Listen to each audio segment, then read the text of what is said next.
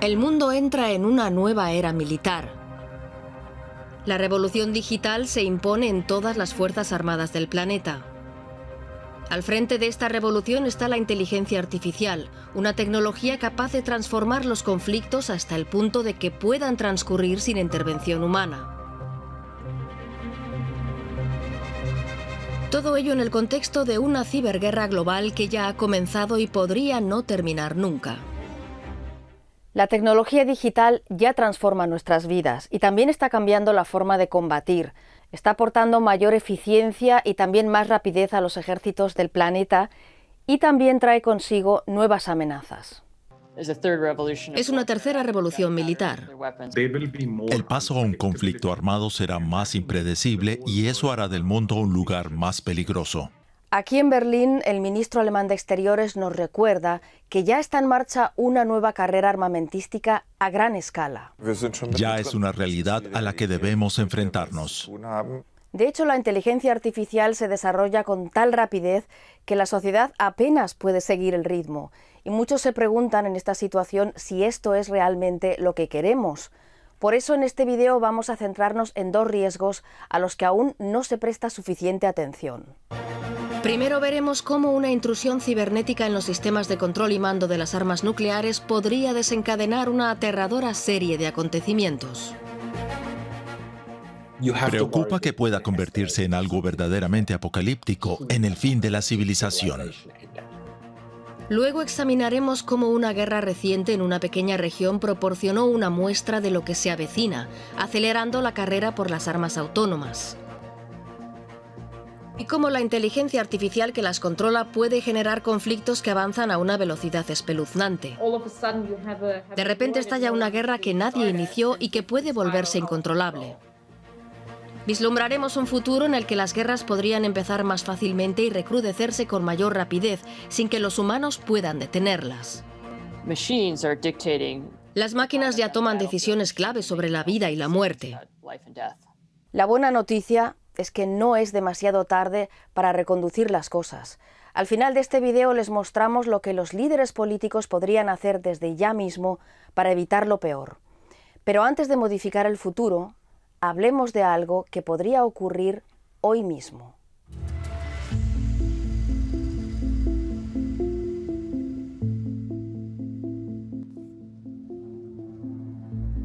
En Inglaterra, en los páramos del norte de York, cerca de la costa y del ventoso mar del norte, se encuentra el que podría ser uno de los lugares más importantes del mundo, aunque pocos hayan oído hablar de él. Se trata de Fylingdales, una base de la Fuerza Aérea Británica que no destaca por sus aviones, sino por este edificio gris que sobresale del suelo. Lo llaman la pirámide, pero en realidad es un radar gigante. No es el único del mundo. Hay otro parecido al otro lado del planeta en la base aérea de Clear, en Alaska. Y otro más en Beale, al calor del desierto de California. También hay uno escondido en el bosque de Cape Cod, Massachusetts, allí donde Estados Unidos se adentra en el Atlántico Occidental. También encontramos otra de estas pirámides en el helado norte de Groenlandia, más allá del Círculo Polar Ártico. Estas instalaciones forman parte del sistema estadounidense de alerta temprana, potentes radares construidos para detectar ataques con misiles contra Estados Unidos o sus aliados, sobre todo misiles nucleares. Es un sistema que llega hasta el espacio exterior. Allí los satélites vigilan desde su órbita espacial alimentando constantemente al aparato de mando que controla las armas nucleares estadounidenses. Es el sistema nervioso de la Alianza Militar Occidental. Aunque se remonta a la Guerra Fría, ahora, con las tensiones geopolíticas actuales, es más importante que nunca. Si se interrumpe, la alianza podría quedar ciega y ser vulnerable al ataque. Eso quedó claro en la última revisión de la estrategia nuclear de Estados Unidos, o lo que es lo mismo el manual de instrucciones de sus armas más poderosas. Esta infraestructura es tan importante que si fuera atacada, Estados Unidos podría responder con armas nucleares. Como veremos, estos sistemas, a pesar de su importancia para la seguridad occidental, son vulnerables ante amenazas nuevas e imprevisibles. Los primeros sistemas de alerta se construyeron hace décadas en plena Guerra Fría. Su función era detectar los misiles nucleares procedentes de Rusia. En las últimas décadas, a medida que iban actualizándose, estos sistemas han cambiado en dos aspectos clave que los hacen más vulnerables. El primer problema es que muchos ya no están especializados solo en la amenaza nuclear. Ninguno de los grandes sistemas de mando cuya existencia reconoce el gobierno estadounidense se utiliza exclusivamente para operaciones no nucleares. James Acton es uno de los principales expertos en seguridad nuclear. Es un ejemplo del fenómeno de creciente confusión o entrelazamiento entre los ámbitos nuclear y no nuclear. Esta confusión es clave. Significa que todo lo relacionado con las armas nucleares ya no se gestiona por separado. Su gestión se ha mezclado con otros ámbitos de la guerra convencional y esa falta de especialización es lo que facilita que esos sistemas se conviertan en blanco de un ataque. En un conflicto o crisis, los adversarios podrían tener especial interés en atacar estos sistemas duales utilizados para operaciones tanto nucleares como no nucleares. Potencialmente, el objetivo sería interferir en la estrategia militar convencional de Estados Unidos, pero eso debilitaría las estructuras de mando sobre las armas nucleares. Así que hay más motivos por los que estos objetivos están en el punto de mira. El segundo gran problema es que han entrado en la era digital, lo que los hace susceptibles a los ciberataques. Ahora los sistemas dependen de señales digitales en lugar de analógicas. Dependen cada vez más, por ejemplo, de sistemas basados en el IP. Eso genera mayor vulnerabilidad, por ejemplo, en forma de ciberataques. Los sistemas anticuados no digitales de control de armas nucleares no podían sufrir ciberataques. No tenían ningún código que violar. Hundreds of German politicians have fallen victim to a hack of their personal information. Major hacking. Hoy los ciberataques son cotidianos y la prensa informa a menudo de ellos. De hecho, algunos sostienen que hemos entrado en una guerra cibernética soterrada que no terminará nunca. Hay una serie de actores estatales y no estatales que constantemente sondean y atacan redes de todo el mundo. Es la realidad del siglo XXI y debemos abordarla. Algunos de los ciberataques más graves han afectado a infraestructuras públicas, como el ataque contra la red eléctrica de Ucrania, que se atribuyó a Rusia. Los ataques contra la infraestructura civil se han convertido en una de las principales preocupaciones de las autoridades. Y no obstante, a pesar de los riesgos, solamente un reducido grupo de expertos está estudiando los efectos de un posible ciberataque a los sistemas de control de las armas nucleares. Para analizar lo que podría suceder, volvemos a Fylingdales, en la costa británica. Allí actúa el sistema de alerta temprana orientado hacia Rusia. En un conflicto con el Kremlin, podría ser un objetivo prioritario. Es significativo porque es el radar estadounidense más cercano al mayor arsenal nuclear ruso. En caso de un ataque nuclear de Rusia, este radar podría lanzar la advertencia más rápida. También es el radar más interconectado. Recordemos el problema de la interconexión o confusión entre los ámbitos de las armas nucleares y las convencionales. Fylingdales es un ejemplo clave. Allí no solo se detectarían grandes cabezas nucleares, sino también armas convencionales. Si Rusia lanzara misiles balísticos de corto alcance a Europa, Fylingdales podría verlos mucho antes que otros radares estadounidenses más alejados de Europa.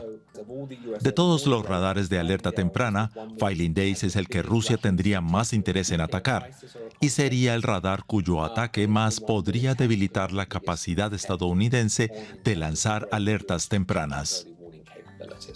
Es fácil imaginar lo que podría ocurrir.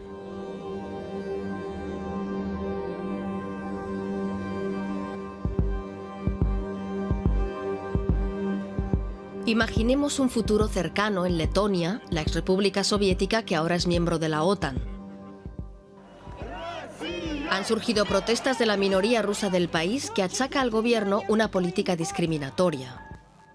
Cuando las protestas se vuelven violentas, Rusia concentra tropas a lo largo de la frontera. Los líderes occidentales creen que Moscú ha orquestado las protestas como excusa para invadir este pequeño país. Las vecinas Estonia y Lituania, también repúblicas soviéticas e integrantes de la OTAN, informan de un incremento de los ciberataques. El miedo se extiende por toda la región. Por primera vez desde la Guerra Fría, la OTAN y Rusia estarían al borde de un conflicto militar directo. La crisis se agrava. Estados Unidos detecta un código informático dañino introducido en la red de alerta temprana de Fillingdales, en el corazón de un sistema en alerta máxima. James Acton explica lo que ocurriría a continuación. Si aparece un código dañino en un sistema, es muy difícil saber cuál es su efecto. Lleva mucho tiempo analizarlo y comprender qué está haciendo la otra parte. Por eso es muy difícil detectar si ese código solo espía o si también pone en marcha operaciones ofensivas. En un momento de crisis, en que todo ocurre muy rápido, Estados Unidos puede no saber cuál es la función de ese código, pues puede no haber tenido la posibilidad de analizarlo. Tal vez solo haga espionaje, pero existe el peligro de que Estados Unidos concluya que es un intento de atacar el sistema de alerta rápida. A medida que el virus informático se expande, Estados Unidos también debe averiguar quién lo introdujo. El proceso de atribución es muy complejo y requiere tiempo.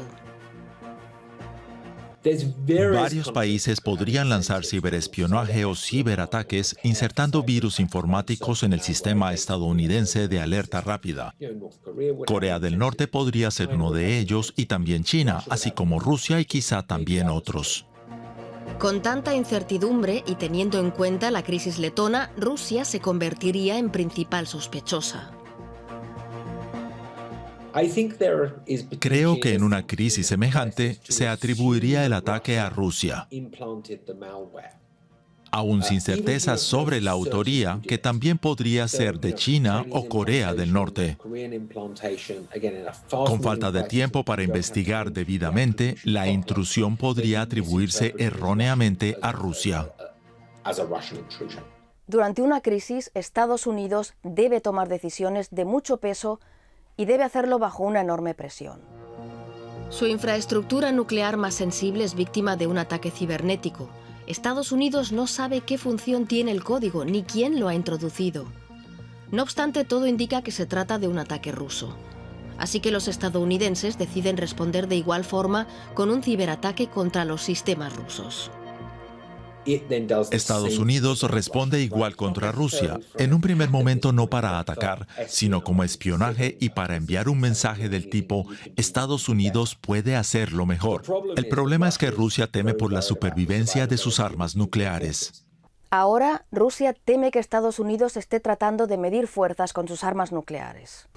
Detectar intrusiones cibernéticas en los sistemas de mando puede incrementar esos temores. Podrían pensar que Estados Unidos prepara un ataque para eliminar sus armas nucleares de forma preventiva.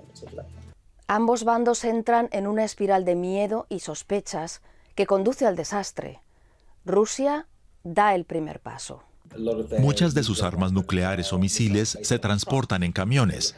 Tendrían que dispersarlos para evitar su destrucción en un ataque estadounidense. Posiblemente lo harían. Esa reacción confirmaría los temores estadounidenses de que los rusos preparan un ataque nuclear. Estos recelos podrían desembocar en el uso directo de estas armas. Estados Unidos dispersaría sus cabezas nucleares, lo que confirmaría a Rusia sus temores y daría lugar a una acción nuclear limitada de Rusia. Hemos pasado de la introducción de un código misterioso en el lugar erróneo al lanzamiento de misiles nucleares. Hagamos ahora lo que los gobiernos no podrían hacer en una situación como esta. Pongamos el freno y analicemos lo ocurrido, porque es así como una crisis regional acaba convertida en una guerra devastadora. En el fragor de la crisis con Rusia, Estados Unidos detecta un virus informático en sus sistemas de alerta rápida. Ante el temor de que se trate de un código ruso destinado a neutralizar sus sistemas defensivos, Estados Unidos responde con su propia intrusión cibernética en los sistemas rusos. Rusia ve amenazado su arsenal nuclear y dispersa su armamento terrestre para evitar un ataque. Estados Unidos detecta la estrategia y dispersa sus propias fuerzas nucleares por la misma razón. Temiendo un inminente ataque nuclear, Rusia lanza el último disparo de advertencia. Lanza un pequeño misil nuclear que dejaría un número reducido de víctimas, algo semejante a un ataque naval. Podría ser un primer ataque nuclear que no cueste la vida a civiles, sino a un número reducido de militares. El uso de armas nucleares contra una embarcación militar lejos de cualquier costa. Morirían los marineros a bordo y ningún civil. Aunque los daños materiales inmediatos fueran reducidos, ese ataque cruzaría el umbral conocido como primer uso nuclear. Sea cual sea el bando que dé ese paso, estaría creando una situación muy peligrosa. Una vez cruzado ese umbral usando las armas nucleares, existe el peligro de que el conflicto se agrave hasta causar el fin de nuestra civilización. Por eso considero que el principal objetivo es evitar ese primer uso. Acabamos de ver cómo una intrusión cibernética podría transformarse en un conflicto nuclear que nadie quería. Y a partir de ese momento, las peores pesadillas podrían convertirse en realidad. A pesar de todo, el mundo sí que tiene estrategias en sus manos para evitar que esa catástrofe ocurra. Hablaremos de esas estrategias más tarde. Primero, dejemos estos escenarios ficticios y volvamos al mundo real, a una guerra ya combatida.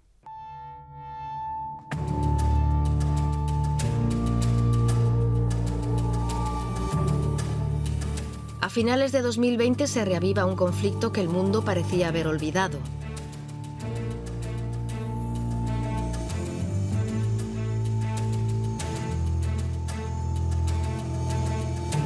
Se libra en Nagorno-Karabaj, una región del Cáucaso disputada por dos antiguas repúblicas soviéticas, Armenia y Azerbaiyán.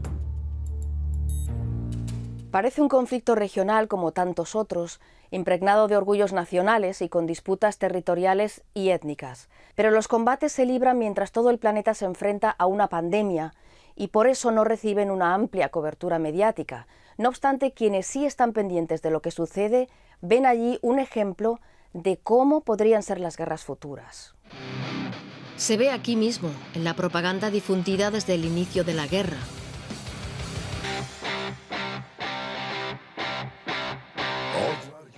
Nada más comenzar el conflicto, la Guardia Fronteriza de Azerbaiyán subió este vídeo a su canal en YouTube.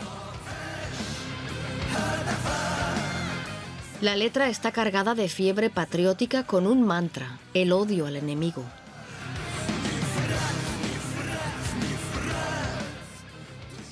Pero si se mira con atención, se aprecia que convierte a este conflicto en un punto de inflexión en la estrategia militar moderna. Solo hay que observar los camiones del fondo. En este plano se intuye apenas lo que hay dentro. Luego el lanzamiento a cámara lenta. No es ningún cohete o misil, es algo con alas que comienzan a desplegarse justo antes de que se interrumpa la grabación. Vemos lo suficiente para identificarlo. Es una munición merodeadora, un dron que rastrea antes de atacar. Este es el modelo Harop del fabricante estatal israelí EI.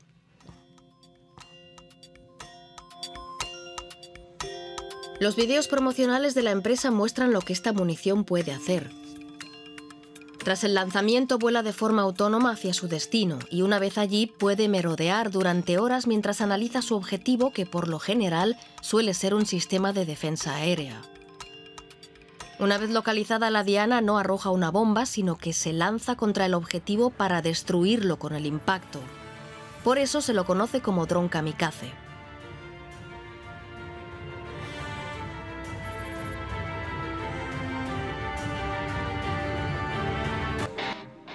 En la última guerra de Nagorno-Karabaj estas armas no solo se usaron para hacer propaganda, estas armas marcaron la diferencia.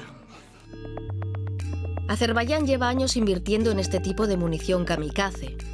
Según el Centro de Estudios Estratégicos Internacionales, Azerbaiyán tenía más de 200 unidades de 4 modelos diferentes, todos sofisticados diseños israelíes. Armenia tenía solo un modelo de fabricación propia y poco alcance. El aspecto realmente clave del conflicto de Nagorno-Karabaj fue, en mi opinión, el uso de esa munición, los denominados drones kamikaze, sistemas muy autónomos. Ulrike Frank es una de las principales expertas europeas en drones. También se habían usado antes de una forma u otra, pero fue allí donde demostraron su utilidad desde el punto de vista militar. Se demostró lo difícil que es luchar contra esos sistemas. Con la victoria de Azerbaiyán, el conflicto de Nagorno-Karabaj puede considerarse el primero ganado en parte con la ayuda de armas autónomas. Cuando el Harop se mostró en el desfile de aquel día, sin duda, otros países estaban tomando nota. Desde el conflicto de Nagorno-Karabaj se ha detectado sin duda un mayor interés en los drones kamikaze. Desde entonces hemos visto cómo otros ejércitos de todo el mundo adquirían o se proponían adquirir este tipo de munición merodeadora. La guerra de Nagorno-Karabaj se convirtió en un ensayo para la tecnología de las armas autónomas. El mensaje estaba muy claro: ese es el futuro. Un futuro que se acerca con rapidez. El mercado ofrece modelos cada vez más avanzados diseñados para atacar una lista de objetivos mayor y para ser más independientes del control humano. Su fabricante Israel Aerospace Industries publicita uno de sus modelos con el lema «Dispara y olvida».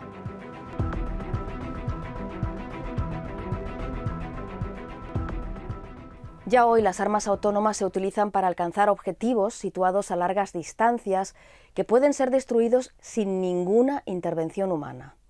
Estamos viviendo una revolución que acaba de comenzar y cobra un impulso enorme con la inteligencia artificial. En Estados Unidos, un exhaustivo informe elaborado por una Comisión Nacional de Seguridad habla del poder de la inteligencia artificial para transformar la forma de combatir y pide inversiones multimillonarias. Y las crecientes rivalidades globales atizan el fuego. Los chinos y los rusos han dejado muy claro que quieren desarrollar armas autónomas. Martin Rasa, exanalista de la CIA, estudia las nuevas tecnologías armamentísticas en el principal centro de estudios de defensa de Washington. Y han invertido mucho en la investigación y el desarrollo de esos sistemas. No solo las superpotencias muestran interés. También Reino Unido en su estrategia defensiva apuesta por la inteligencia artificial. Como acabamos de ver, Israel es líder en la fabricación de armas autónomas. De hecho, donde quiera que se mire, países de todos los tamaños y capacidades militares se interesan ya por estas armas autónomas. Por eso no sorprende a nadie que se hable ya de una nueva carrera armamentística. El ministro alemán de Exteriores, Heiko Maas, considera que esa carrera armamentística ya ha comenzado. Ya es una realidad a la que debemos enfrentarnos. En cualquier caso, ese proceso irá mucho más allá de una carrera armamentística. La inteligencia artificial ha llegado para quedarse y las principales potencias creen que podría decidir las guerras futuras. Por eso invierten sumas ingentes en ella. El diplomático indio Amandeep Singh Gill fue jefe del grupo de expertos gubernamentales sobre sistemas de armas letales autónomas. Es una carrera que, por otro lado, trasciende los ámbitos militar y civil porque se sabe que es una cuestión de valor multitrillonario. Se trata del futuro de las economías resilientes. La inteligencia artificial ya ha entrado de lleno en nuestra vida cotidiana. Puede, por ejemplo, desbloquear el celular, algunos celulares, cuando se acercan a la cara. La inteligencia artificial está ya en todas partes. Su desarrollo no se produce solamente en un área, sucede al mismo tiempo en los ámbitos civil y militar, nos guste o no. Significa que algo aparentemente inocuo como una celebración de fin de año en Edimburgo o el Día de San Patricio en Dublín puede organizarse con una inteligencia de enjambre similar a la que el ejército indio mostró en su fiesta nacional. De hecho, los sistemas de enjambre son ahora una de las áreas más prolíficas en el desarrollo de armas autónomas. 5, 4, 3. El ejército estadounidense ha publicado imágenes de los primeros ensayos. Estos aviones de combate arrojan más de 100 drones diminutos durante el vuelo. Una vez lanzados, es casi imposible para el ojo humano seguir su trayectoria. Por ejemplo, se puede neutralizar un sistema de defensa aérea simplemente lanzando tantos drones que el sistema quede desbordado. Eso tiene muchas ventajas tácticas en el campo de batalla. Y no es de extrañar que muchos países estén interesados en adquirir esas tecnologías.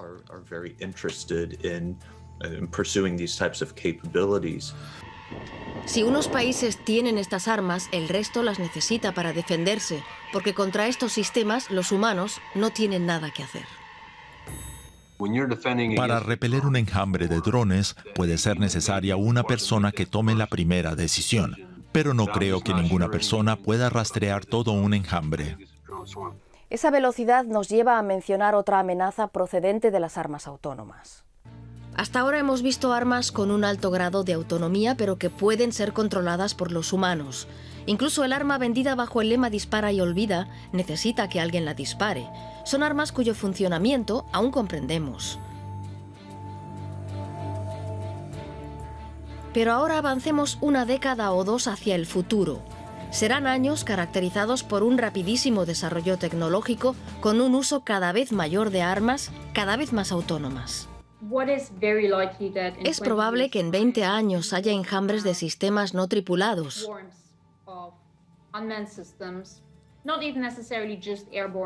No solo drones aéreos, sino también sistemas terrestres o acuáticos. Podría haber diferentes unidades operando y llevando a cabo ataques de forma conjunta, lo que requiere un nivel muy alto de autonomía con inteligencia artificial. Y para combatir esos sistemas se necesitarán esos sistemas porque los seres humanos somos demasiado lentos.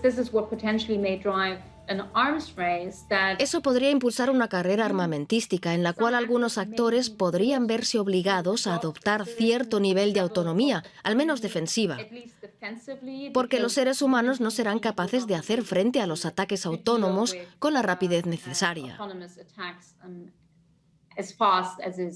La velocidad es una preocupación clave. Por el problema de la velocidad y porque los sistemas autónomos deben ser contrarrestados por otros sistemas autónomos, podríamos vernos en una situación en la que estos sistemas reaccionaran entre sí de una forma indeseada.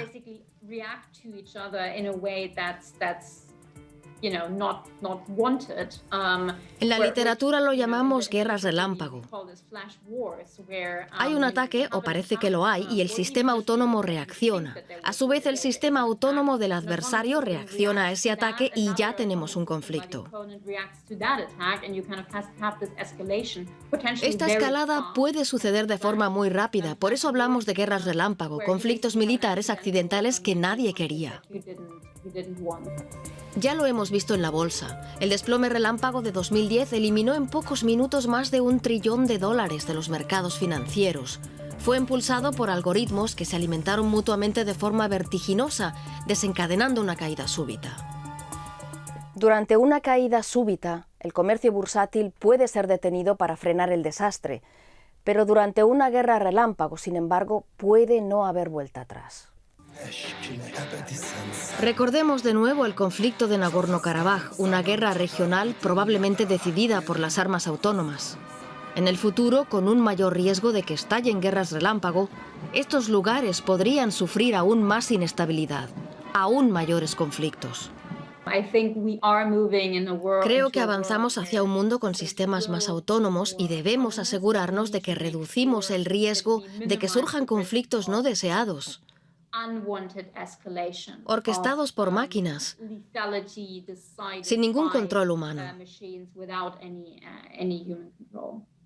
¿Cómo podríamos prevenir lo peor? Mientras intentamos averiguarlo, el mundo trata de encontrar un camino.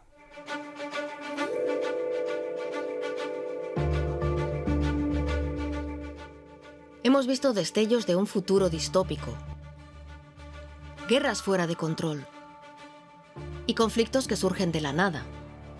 No son pesadillas de ciencia ficción, son futuros plausibles, producto del rápido desarrollo tecnológico. Ya no hay forma de frenar la tecnología descrita en este video y quizá aunque pudiéramos frenarla, no querríamos hacerlo, pues también tiene ventajas para nosotros. El reto es encontrar la manera de mantener esta tecnología bajo control. Mi temor es que las causas de los conflictos armados serán más impredecibles. Los líderes no tendrán claro cómo se ha llegado al campo de batalla. No entenderán por completo los riesgos de ciertas acciones o ciertos actos, y eso hará del mundo un lugar más peligroso.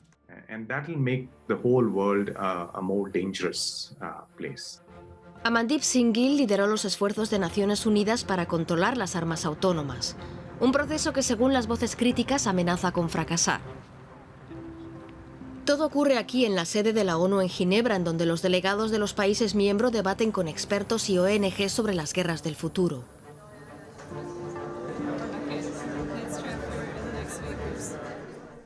Este proceso es parte del convenio de la ONU sobre ciertas armas convencionales, un trabalenguas diplomático lanzado en los años 80 para intentar regular las armas no nucleares.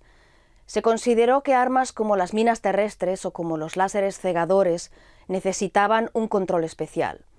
En 2014, las armas autónomas letales entraron en esa lista. El lento proceso ha dado lugar a unos principios de acción según los cuales las armas autónomas deben quedar supeditadas al respeto de los derechos humanos y las personas deben tener la responsabilidad última de su uso. Pero se trata de principios, sin ningún valor vinculante. Son solamente una base para mantener los debates al respecto. Es un documento insuficiente, en opinión de quienes exigen la prohibición de estas armas. Nos frustran los aplazamientos y la demora en pasar del debate a la verdadera negociación de un nuevo tratado. El principal problema es que este foro funciona por consenso, así que cualquier país puede bloquear los avances y bloquear también el paso del debate a la negociación. Bonnie Doherty es docente de Derechos Humanos en Harvard. Además es vocera de la campaña para detener a los robots asesinos, una coalición de ONGs de alto nivel. Resume cómo cree que debería ser el ansiado tratado internacional. El fin primordial del tratado debería ser que se mantenga un control humano significativo del uso de la fuerza. El tratado debería regular todas las armas que operan con autonomía, que seleccionan objetivos y disparan basándose en información que reciben de sensores y no de humanos. Muchos países secundan en términos generales la idea de mantener el control humano, pero solo 30 apoyan la campaña. En su mayoría son países pequeños, pero también hay un gigante, China, aunque su postura sea poco clara.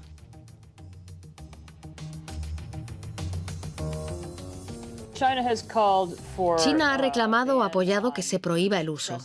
Pero si no me equivoco, no ha apoyado que se prohíban el desarrollo y la producción. Y creemos que es necesario prohibir no solo el uso, sino también el desarrollo de estos sistemas, que son inherentemente problemáticos, porque una vez se fabriquen, el genio está fuera de la lámpara.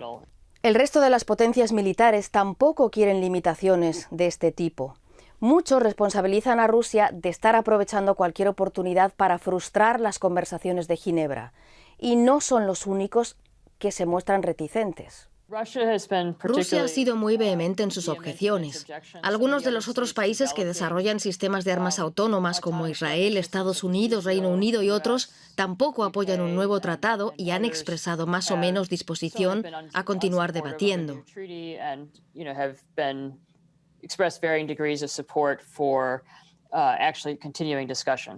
Esos son algunos de los obstáculos que se nos presentan. Es poco probable que Estados Unidos apoye una prohibición. En su lugar, ha formulado sus propios principios que incluyen la implicación humana.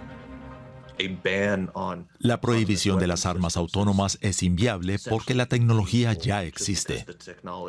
El Departamento estadounidense de Defensa ha expresado claramente su compromiso con el uso ético de esta tecnología.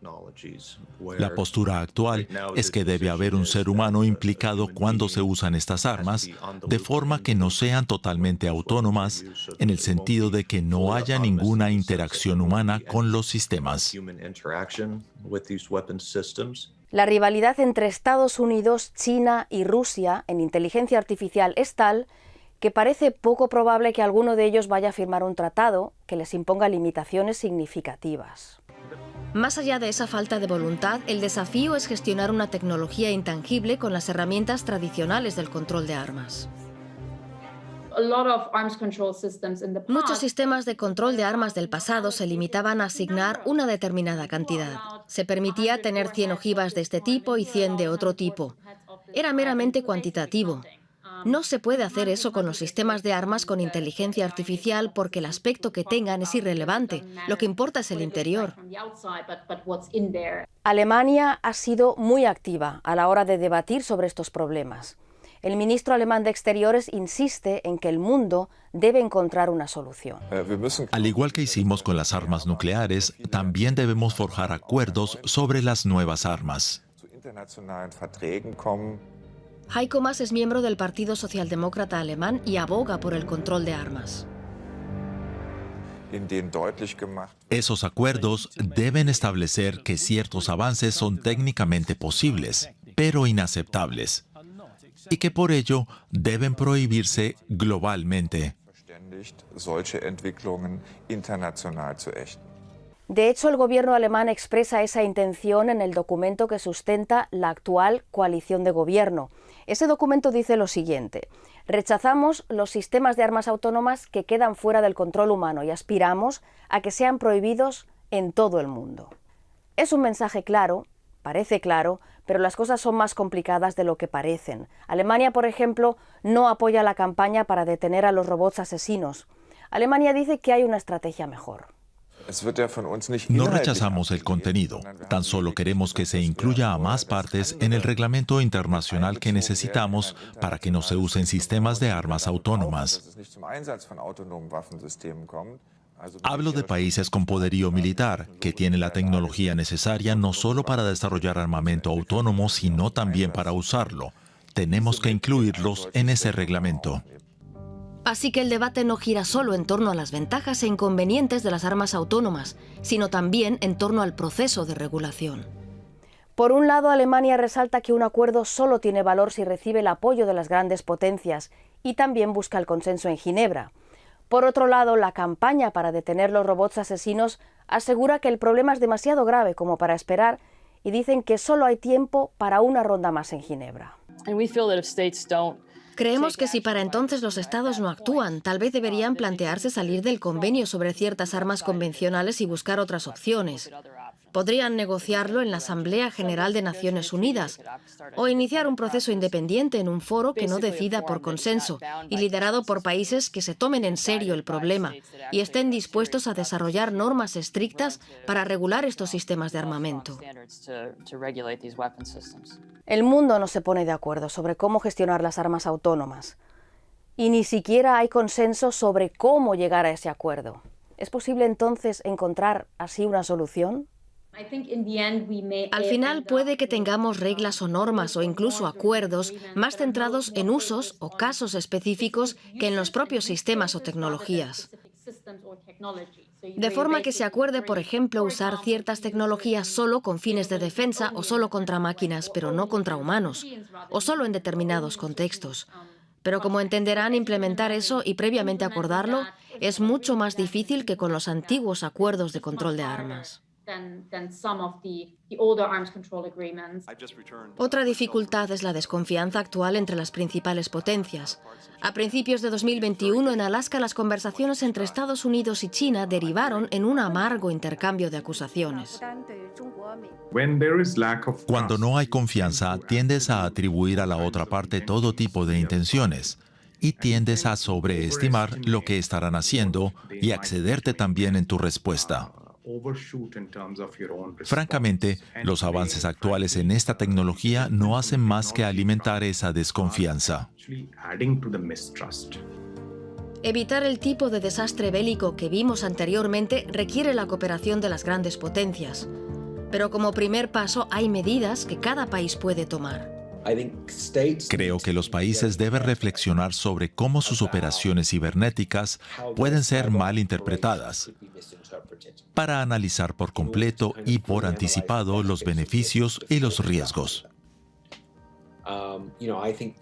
Creo que deberían comprometerse a que cualquier lanzamiento de cualquier tipo de injerencia cibernética contra un sistema de mando y control, incluyendo sistemas de uso dual, tanto nuclear como convencional, deba ser aprobado por un ministro de Defensa o jefe de Estado, para garantizar que esas operaciones no sean rutinarias.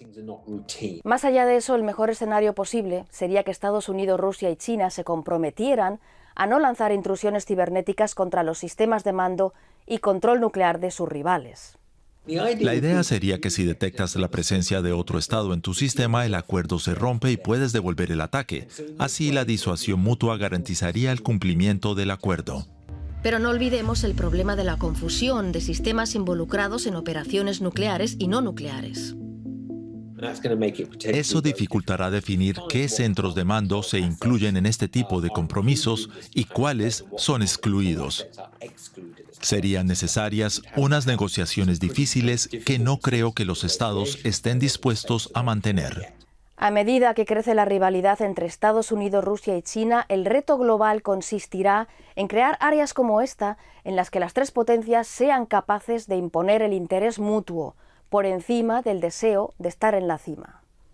Estos actores ya son rivales y su rivalidad podría incluso aumentar.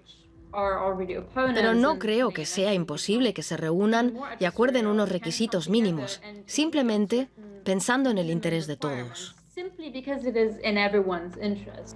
El ministro alemán de Exteriores destaca que es una cuestión de responsabilidad colectiva.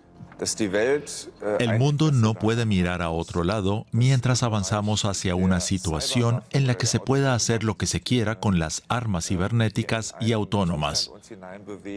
Eso no lo podemos permitir. El cambio climático es un ejemplo de lo que puede ocurrir cuando la humanidad identifica un problema y no actúa a tiempo para solucionarlo. La Cumbre de Río organizada por la ONU inició el proceso para combatir el cambio climático en 1992. Fueron necesarios 23 años para negociar el Acuerdo de París y hoy ya sabemos que no basta para frenar la devastación. Quizá para controlar las armas autónomas sí lleguemos a tiempo. Todos estos datos y todas estas hipótesis dejan muy claro lo urgente que es encontrar soluciones.